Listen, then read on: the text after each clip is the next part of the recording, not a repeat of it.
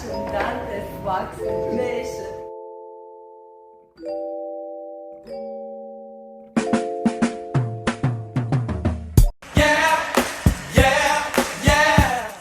So Shakur Stevenson, he continues to look for the top challenges. Now he's willing to move up to 140 and fight against Teofimo Lopez if he cannot get the Gervonta Tank Davis fight next, which he's not going to get it next because there's already rumors that Gervonta is in negotiations to fight Lamont Roach in a rematch. So Shakur, he sent this message to Teofimo. He said, how about you fight me next, Teo? Let's line it up. We both do business with the same people. I'll go up to 140. This on God. On God, he said. But this right here is the post that Shakur was responding to, what Teo put up. This is what Teo said. #boxing.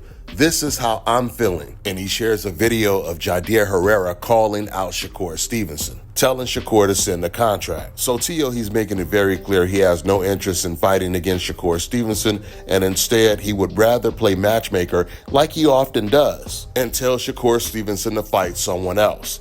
For those of you guys who don't know who Jadir Herrera is, he's the Cuban undefeated fighter. He's now 17-0 with 15 knockouts. He's been calling out Shakur Stevenson aggressively.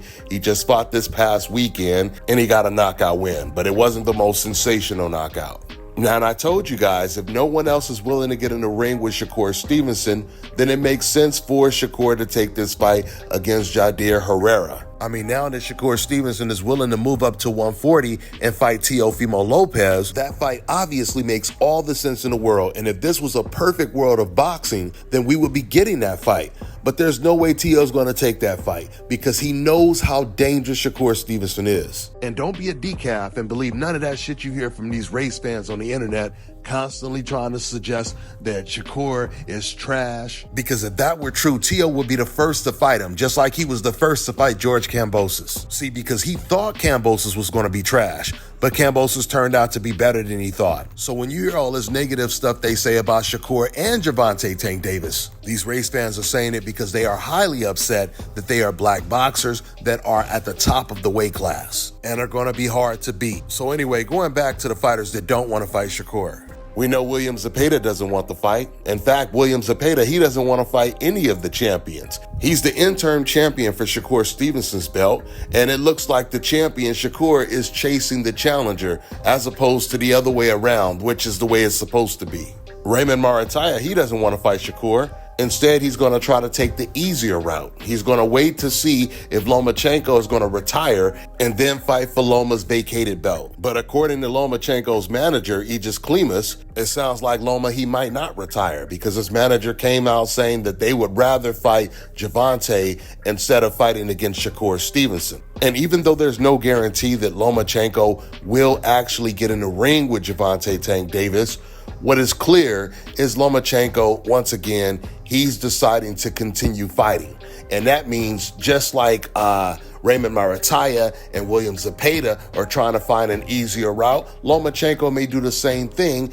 And instead of going for undisputed, which means he would have to fight against Keyshawn Davis, Shakur Stevenson, and Gervonta Tank Davis, which is highly, highly unlikely, it seems like Lomachenko, maybe he's just going to stick around a little longer, defending his title against fighters like Abdullayev and even Raymond Marataya. So when we hear Loma's managers say, you know, they would rather fight Gervonta instead of Shakur Stevenson, it doesn't really mean a whole lot because William Zepeda, he said the exact same thing. He said he would rather fight Gervonta instead of fighting Shakur, even though he is the interim champion for Shakur's belt. And when it comes to Gervonta Tank Davis, if he really wanted that smoke, he could get that fight easy because we know how quick Gervonta would take a fight against an undefeated Mexican fighter. That's a guaranteed knockout win for Gervonta Tank Davis, especially when it comes to William Zepeda. In fact, I truly believe Gervonta's team, they offered William Zepeda a fight before they offered the fight to Lamont Roach. Because William Zepeda, he did an interview a while ago, and I made a video on it. He said, all of the champions are calling me out right now. That's what he said. And this was before Keyshawn Davis won the title. So he was most likely talking about Gervonta and Shakur Stevenson. You know, I'm gonna wrap this video up by saying this. I had one of my Mexican viewers in my last video where I was talking about Shakur Stevenson, and the Mexican guy, he said in my comment section, I'm paraphrasing, but I put the comment on the screen for you guys to read it if you want to. So he basically said, you know, Shakur Stevenson, he's trash, he has no chin, he's a coward, all he does is run, etc., etc., etc. Typical Mexican talking points. These type of comments about black boxers often come from Mexicans and other Latinos, but mainly from Mexicans. Now, what's so ironic is when these Mexican fans try to discount Shakur Stevenson's talents, I'll ask them questions like, okay, well, who would you say is the best fighter at 135? They won't answer the question.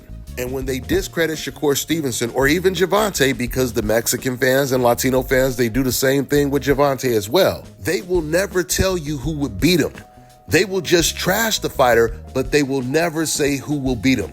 That's because, once again, they don't like Shakur or Gervonta or anyone that shares their skin tone. And they don't know who can beat them.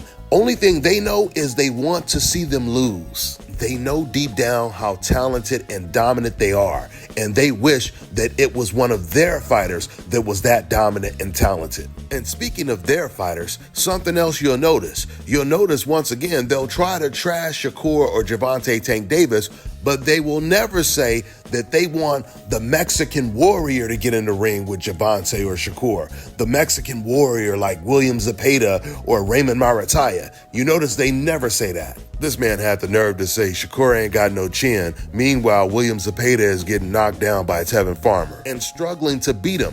An old faded Tevin Farmer. So if Shakur Stevenson has no power, hits like a girl, has no chin, and just quote unquote runs in the ring, how come William Zepeda won't get in the ring and beat him? How come he won't fight him?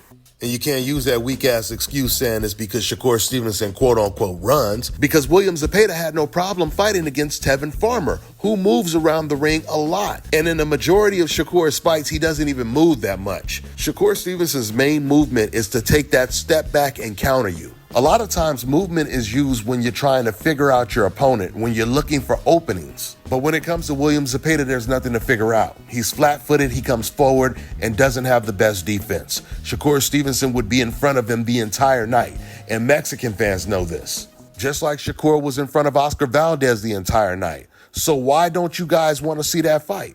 I mean, because let y'all tell it, he has more heart than Shakur Stevenson, right? He definitely has more power than Shakur. And yet you guys still don't want to see that fight because you know how talented and how gifted Shakur Stevenson is. We know what time it is. With that being said, I'm going to wrap this video up. That's all I got for now, guys. I'm on to the next one.